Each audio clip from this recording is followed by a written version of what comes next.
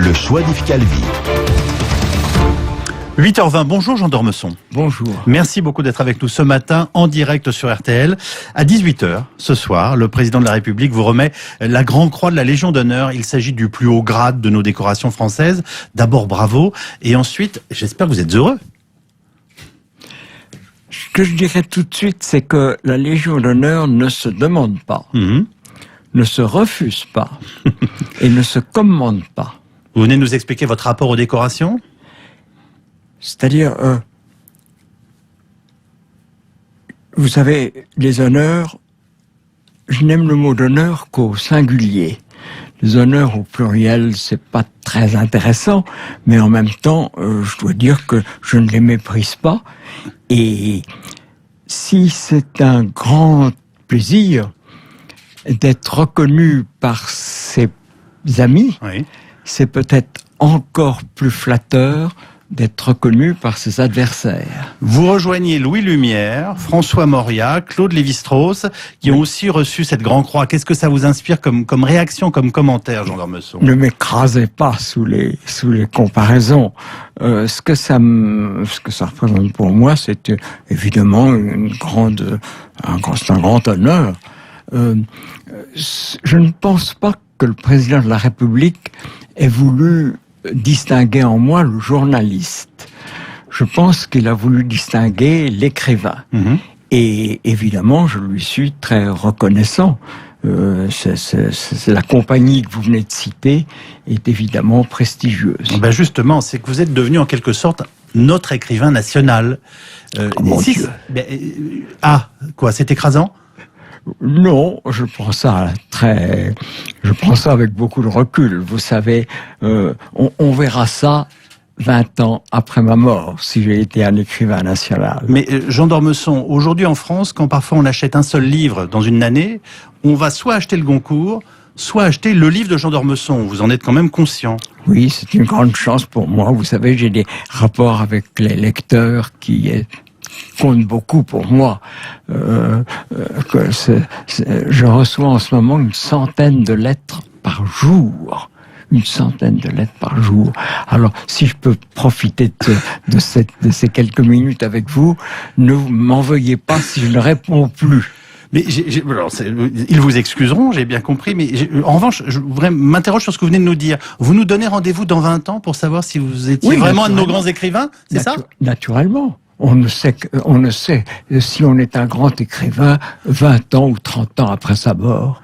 Sur le moment même, vous savez, la mode, les préjugés, les choses s'évanouissent très très vite. Vous savez, très très vite. C'est incroyable à quel point un artiste peut être oublié après beaucoup de gloire. Vous venez de le rappeler, c'est François Hollande, Jean d'Ormesson qui vous décore, lui aussi Grand Croix, car nos présidents de la République, je le rappelle, eux le sont automatiquement. C'est celui dont vous avez dit, il n'est pas homme d'État, j'ai peur de mourir pendant son quinquennat, et la pensée que Hollande puisse me rendre hommage me terrifie. J'ai retrouvé... Alors, j'espère que vous allez lui dire autre chose ce soir, parce que... Je voudrais dire que quand j'ai dit qu'il n'était pas un homme d'État, c'est vrai, je l'ai écrit. L'autre formule est une formule que vous avez trouvée sur Internet. On me fait dire sur Internet des choses que je n'ai pas dites. Donc c'est faux ? Je ne l'ai jamais dit. La pensée que Hollande puisse me rendre hommage me terrifie, c'est le niez. drôle. C'est drôle. Oui, moi ça m'a fait rire pour tout vous dire. C'est drôle. Surtout si vous vous remettez cette croix ce soir. Je crois aussi, j'en profite aussi pour le dire, il paraît sur Facebook. Je n'en sais rien. Ce n'est pas moi qui me suis mis sur Facebook, c'est quelqu'un qui m'y a mis. Jean d'Ormesson est sur RTL, c'est beaucoup mieux que sur Facebook. Ça, je suis bien d'accord avec vous. Et donc, on me fait dire des choses que je n'ai pas dites. Alors, en tout cas, vous savez nous émouvoir, même dans vos discours, car ce 26 novembre 2014 est aussi une date symbolique. Il y a 40 ans, les débats sur la loi Veil commençaient à l'Assemblée nationale. Je vais baisser la voix pour vous entendre rendre hommage à Simone Veil en l'accueillant à l'Académie. Alors on retrouvera cet extrait dans un instant. Vous vous souvenez de ces instants où vous accueillez Madame Veil à l'Académie ? Oui, bien sûr, je m'en souviens. Je me souviens de 2 instants importants à l'Académie, quand j'ai reçu Marguerite Yourcenar et quand j'ai reçu Simone Veil. C'était un moment très émouvant pour moi. Vous nous avez ému aux larmes en l'accueillant. Mais si je me souviens bien, le journal que vous dirigiez à l'époque, Le Figaro, était pas très tendre avec elle. Comment gérez-vous cette contradiction, Jean d'Ormesson ? Mais, mon chéri, je ne suis que contradiction. Si c'est ça ce que vous voulez me faire dire, je ne suis que contradiction. Et je crois que la vie est contradiction. Il faut les assumer avec une certaine hauteur, avec élévation. Ne pas essayer de jouer avec des intrigues. La Légion d'honneur m'est mise par un adversaire. Eh bien, je ne m'en inquiète pas vraiment. Je m'en réjouis plutôt. C'est très bien d'être reconnu par ses adversaires, qui restent des adversaires, mais auxquels on peut aussi être reconnaissant. Je vous disais il y a quelques instants que vous le vouliez ou non, vous êtes devenu un écrivain national. Finalement, qu'est-ce qui est le plus important dans la vie, Jean d'Ormesson? La littérature, les décorations, les femmes? Où est la vie?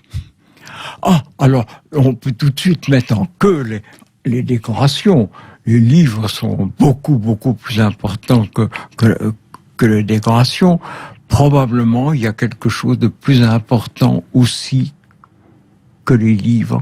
Bien peu de choses, mais peut-être de ne pas avoir trop honte de soi-même quand on va mourir et d'essayer de laisser derrière soi une espèce de rumeur qui fait que on n'a pas pensé exclusivement à soi, mais aussi peut-être un peu aux autres. J'espère que vous aurez perçu ce matin qu'il y a une rumeur très affectueuse qui vous entoure sur RTL et notamment chez vos lecteurs et ceux qui vous écoutent. Et il y a une personne en particulier qui avait envie de vous rendre hommage, disons-le très simplement. Il s'appelle Laurent Gérard et il est il va vous parler directement. Bonjour Laurent. Bonjour. Eh bien, ce matin, j'ai le don d'ubiquité. Oui, ça fait plaisir d'avoir chaque fois Jean qui fait du bien, je le dis à chaque fois avec ses livres et qui voilà, je voulais lui dire et ce que je viens d'entendre m'a ému beaucoup.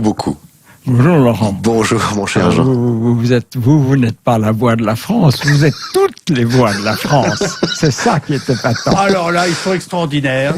L'un et l'autre se saluent, c'est merveilleux et on va retrouver dans quelques instants. Et moi aussi, je ne sais pas qui parle à ma place sur Facebook. Vous savez que je l'ai vu tout à l'heure en train de dire Le Figaro. Ça m'a beaucoup impressionné. Moi, ce que j'aime, c'est imiter Laurent Gérard.